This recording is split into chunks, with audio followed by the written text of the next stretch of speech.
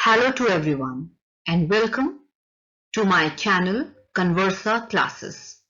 I am Deepika और आज हम बात करने जा रहे हैं स्ट्रक्चर्स की। हर चीज का स्ट्रक्चर होता है, चाहे वो चेयर हो या फिर आपके ऑफिस में रखा एक लैपटॉप।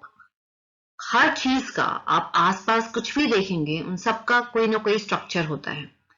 इसी तरह से अगर आप इंग्लिश लैंग्वेज सीखना चाहते हैं तो इंग्लिश लैंग्वेज का भी स्ट्रक्चर है, एंड जो कि आपकी जो लैंग्वेज है, जो आपकी मदर टंग है, वो हिंदी है।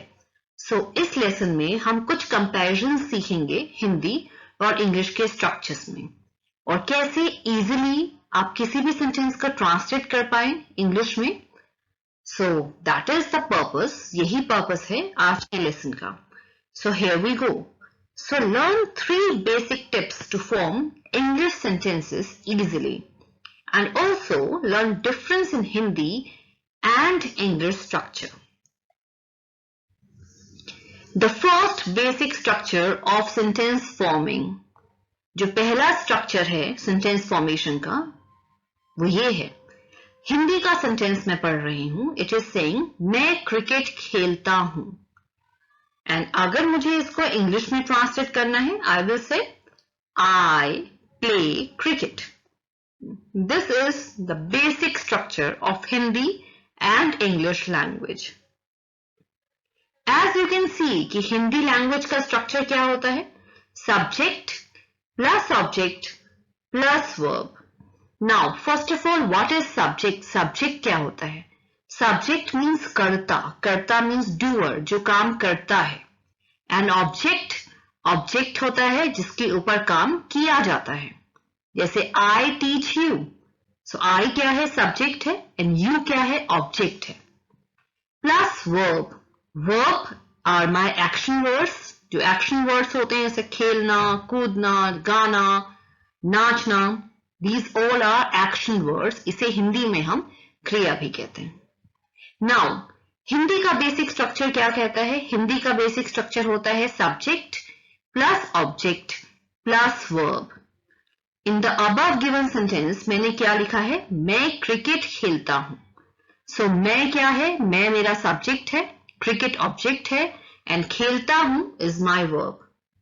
But if I want to translate this sentence into English, then the sentence structure goes like subject plus verb plus object. Here the subject is I, verb is play, and cricket is my object. Here comes the interesting difference you can see here, that subject plus object plus verb Hindi structure, but English structure के हिसाब से पहले आप subject लिखते हैं, फिर आप verb लिखते हैं, और फिर आप object लिखते हैं। मतलब आप interchange करते हैं verb and object की position को। It means in simple words अगर मैं कहूँ तो अगर आपने कोई sentence हिंदी में लिखा है तो पहला subject ढूंढने के बाद आपको sentence के end में आ जाना चाहिए, जिसमें आपको वर्ब मिलेगा, क्योंकि हिंदी में जो वर्ब है वो आपके सेंटेंस के आखिर में है, और इंग्लिश में जो वर्ब है वो आपके सब्जेक्ट के बाद में है। This is the basic structure, the first basic structure of sentence forming. Now let's see the second basic structure of sentence forming. Second basic structure in my Hindi sentence I have written मैं doctor बनना चाहता हूं।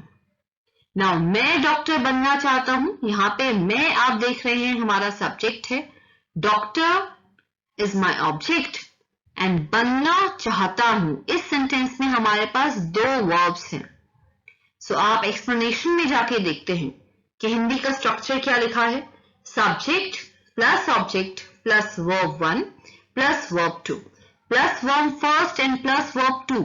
That doesn't means first form और second form. यहां पे जो 1 and 2 है वो सिंबलाइज कर रहा है उनकी पोजीशन को।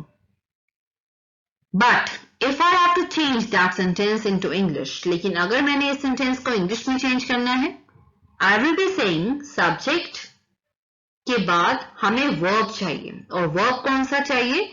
जो हिंदी में लास्ट में आया है।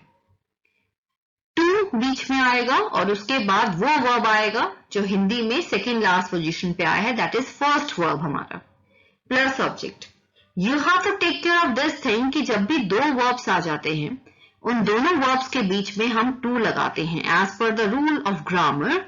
ग्रामर के रूल के हिसाब से जब भी आपके पास दो verbs हैं, उन दोनों verbs के बीच में आपको to लगाना चाहिए. Now, here the basic sentence structure difference आप देख सकते हैं. Subject plus object plus पहला verb plus दूसरा verb.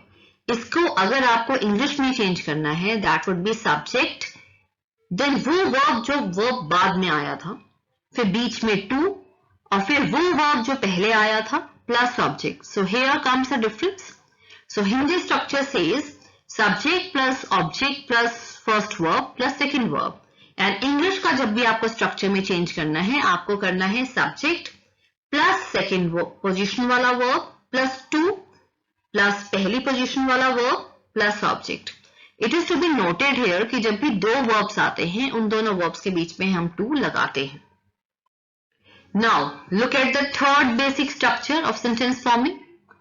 The sentences मैं तुमसे स्कूल में मिलना चाहता था.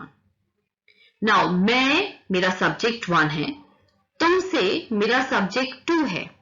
Now, इस sentence में हम देख रहे हैं, जैसे पिछले sentence में हमने देखा था कि दो verbs थे. इस sentence में हमारे पास दो subject हैं और दो ही verb हैं. मैं तुमसे स्कूल में मिलना चाहता था. Here, I will translate it as I wanted to meet you at the school. First of all, to meet, आप देख रहे हैं wanted जो है वो second form है, लेकिन जो meet है वो first form है. The reason कि to के बाद हमेशा हम verb की कौन सी form लगाते हैं? First form. It's a rule of grammar, जो कि आप मेरी next video में देखेंगे. We will discuss about the 5 rules of English grammar. But here, after to हमेशा verb की पहली form आती है. So explanation में आप देख सकते हैं कि जब भी हिंदी बोलते समय subject 1, subject 2 दो subjects आते हैं, तो उसी को अगर हम इंग्लिश में ट्रांसलेट करते हैं तो पहला subject 1 आएगा, फिर सेकंड पोजीशन वाला verb आएगा, बीच में to आएगा, फिर पहली पोजीशन वाला verb आएगा, प्लस subject 2 आएगा, प्लस object या फिर place आएगा.